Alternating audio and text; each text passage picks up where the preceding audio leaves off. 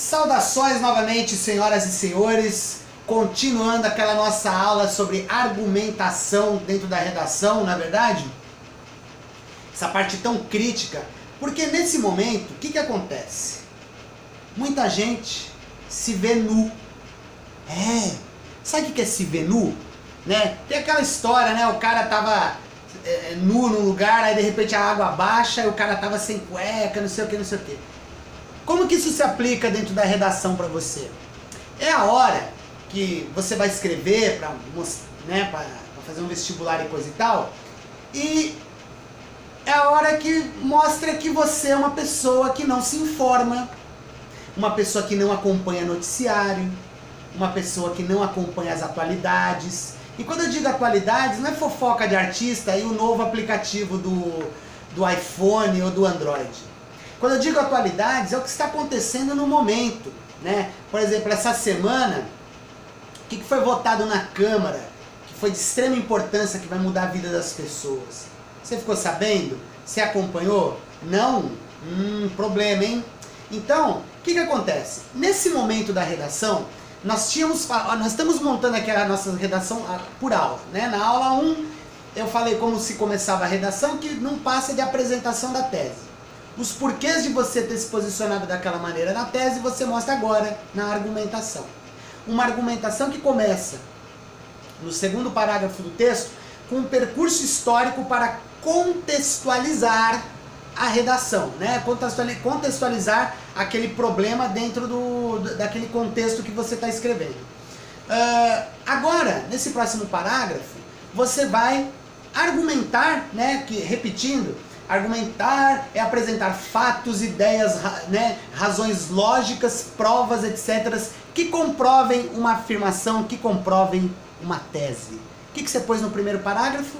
A sua tese, né? O que você acha, o que você não acha, o que você concorda, o que você não concorda. Agora é a hora de sustentar essa tese. E você faz isso por meio de argumentos. Argumentos, meu querido. Antes de eu entrar na questão do tipo de argumento, eu queria falar para vocês do seguinte aspecto. O item 3, no Enem você tem 5 itens de correção, certo? O item 3 da redação, da correção, desculpe, prevê o seguinte: selecionar, relacionar, organizar e interpretar informações, fatos, opiniões e argumentos em defesa de um ponto de vista. O que é essa nota 3 que vale 200 pontos? Eles estão avaliando se você trouxe informações que você conhece do seu universo, né? Não estou falando da sua vida, daquilo que você conhece do mundo. Se você é uma pessoa informada, se você é uma pessoa culta, se você é uma pessoa que leu, se informou, você cumpre exatamente esse item que vale 200 pontos na redação, e é um item que avalia se o estudante é um cara informado, se é um cara antenado. E se ele não é? Vai ser um problema, 200 pontos a menos na sua redação. Vamos lembrar a seguinte maneira, vamos ter a seguinte ciência quando a gente for fazer o exame. Você vai fazer um grande vestibular, não digo só o Enem, mas, né, particularmente o Enem, mas inclui-se aí a FUVEST, a Unicamp, a VUNESP, por aí vai. São provas, meu querido, feitas para pessoas que têm fôlego de leitura, ou seja, pessoas acostumadas a ler. São provas feitas para pessoas que estão acostumadas a se informar, pessoas que têm gosto de estar antenadas a respeito dos acontecimentos. E para a pessoa que não tem esse hábito, para a pessoa que é meio alienada e por aí vai. Olha, na boa, você vai ter uma certa dificuldade para fazer a prova. Sendo assim, eu acho que você deve mudar seus hábitos para ontem, nesse sentido, né? Você quer estudar pra caramba para um vestibular desses? Você quer estudar muito? Cara, veja noticiário diariamente. Eu não estou falando uma vez por semana, ou 3 vezes por semana, ou só aos fins de semana. Eu estou falando todos os dias. Hoje a gente tem essa maravilhosa ferramenta aqui atrás, né? A internet. Você pode ver no celular, você pode ver notícia o tempo todo, se você quiser, né? Você não fica o tempo todo em WhatsApp, Facebook, vendo a vida dos outros? Pô, vai fuçar telejornal, jornal de internet, jornal escrito, sei lá, da maneira que for, mas se informe. porque senão você vai sair num grande prejuízo numa prova dessa, certo? Vamos começar aqui falando da seguinte maneira. Nós temos, basicamente, eu falei que o segundo parágrafo você usa um argumento histórico, que nada mais é do que um argumento de prova concreta, que é um argumento que eu vou falar sobre ele agora. O que é um argumento de prova concreta? Argumento de prova concreta é aquele argumento em que você usa dados concretos, reais e possíveis. Vou dar um exemplo aqui banal de argumento de prova concreta. Por exemplo, quando você estiver falando a respeito vamos falar, por exemplo, da questão carcerária no Brasil, né? Quantos presos existem hoje no Brasil, aproximadamente? Olha, de acordo com as últimas notícias e coisa e tal, aproximadamente 500 mil de presos. Dentro de um país que tem uma população de 200 milhões de pessoas. Preste atenção nesses dois números, 500 mil presos, né, detentos, 200 milhões de habitantes, segundo o último censo. Cara, o que eu acabei de falar é um argumento de prova concreta. Por quê? Porque você não pode contestar o que eu disse. O Brasil tem, de fato, 200 milhões de habitantes, tem uma população carcerária de 500 mil detentos, e por aí vai. Né? Quando você fala, por exemplo, do PIB nacional, do IDH brasileiro e uma série de números assim, você está argumentando com provas concretas, com dados reais, com dados incontestáveis. Então quando você utiliza a argumentação de prova concreta, você está pondo o argumento mais sólido que existe. Por quê? Porque ele é baseado, como diz o nome, em algo concreto, real, certo? Mas para você ter essa argumentação, novamente, vou repetir, você tem que ser um cara que lê, você tem que ser um cara que se informa, correto? Porque, do contrário, você não vai argumentar de prova concreta, você vai encher seu texto de lugares comuns, de opiniões de senso comum, de clichês, de bobagens e de achismos, certo? Nós vamos ter uma aula, inclusive, somente disso, a respeito de lugar comum, senso comum, o que é, o que não pode ser e por aí vai, certo? Hoje nós estamos falando aqui de argumentação. Você tem também a argumentação de autoridade. O que seria argumentação de autoridade? É quando você cita alguém muito ferrado naquela área, alguém muito assim competente, muito famoso de determinada área, e você cita essa pessoa. Lembrando, muita gente, eu falei a palavra citar, e muita gente está falando, nossa, citação, né, tem que fazer uma citação lá no texto, não sei o quê. Nós vamos fazer uma aula de citações, certo? O que pode, o que não pode, o que deve, o que não deve, mas isso é para outro momento. Continuando aqui na nossa argumentação, quando você fala de argumento de autoridade, como eu estava falando, quando você cita uma pessoa muito famosa, muito competente, muito celebrada em determinada área. Vou dar um exemplo aqui. Vamos supor que o tema seja a questão da legalização das drogas.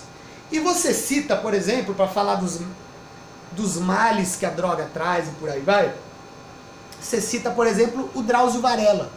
Aquele médico da televisão que faz aqueles quadros, exatamente. O Drauzio tem um site, inclusive, que trata de vários assuntos. O Drauzio atendeu em penitenciária por mais de 20 anos. Então ele é uma autoridade para falar do assunto droga e do impacto disso na sociedade, porque ele trabalhou em cadeia há muito tempo. Então quando você cita alguém desse gênero, você não vai citar, por exemplo, a Xuxa, né, no assunto sobre terceirização dos empregos, né, meu camarada? Você não vai citar o Neymar no assunto de filosofia não sei do que, né? Tudo tem que ser contextualizado. Vamos lembrar aqui que a menina citou a Peppa Pig numa redação, tirou 1000, que eu vou explicar na outra aula. Mas beleza. Então eu falei de argumentação de prova concreta, que é aquela que você usa dados e informações reais e concretas. Argumento de autoridade, que é aquele que quando você cita uma autoridade em determinado assunto. Tudo isso que eu falei, o argumento de prova concreta, argumento de autoridade, serve para quê? Para sustentar, para fortalecer, para reforçar o seu argumento. Primeiro parágrafo, apresentação da tese. Né? Você é a favor, você é contra. Segundo parágrafo, um percurso histórico para contextualizar aquilo que você está falando, estabelecer uma relação de causa e consequência. Terceiro parágrafo, argumentação. Você pode usar o terceiro, quarto, quinto. Vou dar uma aula só de parágrafo, lembrando que parágrafo tem um limite para parágrafos? Tem uma quantidade certa de parágrafos dentro da redação? Não. O que você tem é um espaço de 30 linhas. Você tem que ter a ciência que parágrafo é um assunto dentro do texto. Você está falando de um assunto, é um parágrafo. Você vai mudar o assunto, é outro parágrafo. Parágrafo pode ter 2 linhas, pode ter 5 linhas? Pode. Não existe um limite para isso. O que você tem que ter na mente, em termos de limite, é o lance de você ter 30 linhas. Dentro dessas 30 que você vai fazer o trabalho. Voltando aqui à questão do argumento, vamos dar aqui um exemplo, por exemplo. Um exemplo, por exemplo, foi ótimo, né? Vocês viram a viagem aqui na maionese. Vamos lembrar aqui, vamos pegar, por exemplo, o tema legalização das drogas, que é um tema forte, hein, para esse próximo. Nunca caiu, certo? É um tema que está rolando aí, que está sendo discutido, que gera polêmica e por aí vai. Vamos supor que você seja a favor, beleza? Vamos usar aqui um dado de prova concreta para sustentar que as drogas devem ser legalizadas. Já apresentei na tese lá que as drogas devem ser legalizadas em razão dos inúmeros benefícios que isso pode trazer. Vou fazer um percurso histórico falando sobre a presença das drogas na sociedade ao longo dos tempos, em rituais religiosos até como o Santo Daime, a ayahuasca e por aí vai. Questão do movimento contracultural dos anos 60 que foi permeado, inspirado muito pela questão das drogas, né? A presença das drogas na arte, enfim, isso é o percurso histórico. Aí na argumentação, trazer temas da realidade, lembrando que a argumentação agora é baseada na realidade atual, eu vou falar que as drogas devem ser legalizadas em razão, por exemplo, 1 em cada 3 presos no Brasil é preso por tráfico de drogas. Então, se caso as drogas fossem legalizadas, reduziria-se consideravelmente a população carcerária no Brasil, que já é muito grande. Outra coisa também que deve ser falada, vou para outro parágrafo, vou falar de outro assunto. Eu falei outra coisa, você não usa a palavra coisa na redação, né? Vou explicar isso em outra aula. Outro fator, né, outro motivo, são as organizações criminosas no país, né, o crime organizado, que em grande parte deles, se não a maior parte, é sustentado pelo tráfico de drogas. Então, caso as drogas fossem legalizadas, muito do crime organizado seria enfraquecido. Olha aí, eu trouxe 2 argumentos de prova concreta. Falei da questão de 1 em cada 3 presos ter como razão o tráfico de drogas, e falei a questão do crime organizado, né, que é sustentado pelo tráfico de drogas, pela venda ilegal de drogas. Beleza? Esse é só o tema. Agora vamos supor que você é contra a legalização das drogas. Então lá na introdução, apresentada a tese, as drogas não devem ser legalizadas no Brasil em razão do país não apresentar estrutura para isso. Ponto. Aí vou fazer o percurso histórico, cabe novamente a presença das drogas, né, ao longo da história, a maconha, os índios, Woodstock, Raul Seixas, aquela coisa toda. Para finalmente chegarmos na questão da argumentação, que é o que estamos falando nessa aula. Vamos usar aqui alguns argumentos de prova concreta, alguns argumentos baseados na realidade hoje, certo? Primeiro, comparar o Brasil, né, com a Holanda, que é um país onde é legalizado, é uma comparação incabível. Olha que palavra bacana, hein? Incabível. Depois eu vou pôr aqui a legenda embaixo do que significa. Por que incabível? Olha o tamanho da Holanda, olha o tamanho do Brasil.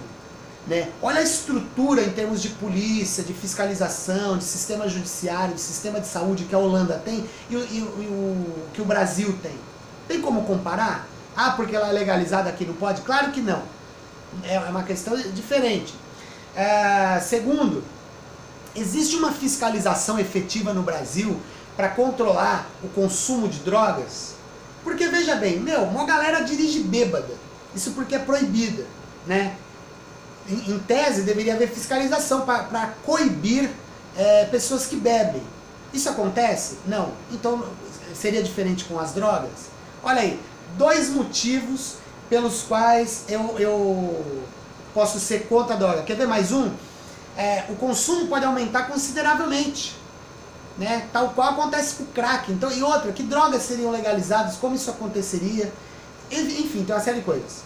Viu como eu argumentei a partir das 2 teses? Uma sendo a favor e uma sendo contra a legalização, outra coisa que a gente tem que ter em mente é o seguinte: quando você for argumentar, você não pode pôr coisas do tipo assim, ah, tem que ser porque é bom, porque é legal, porque é ótimo, porque vai ser bom. Tá, por que vai ser bom?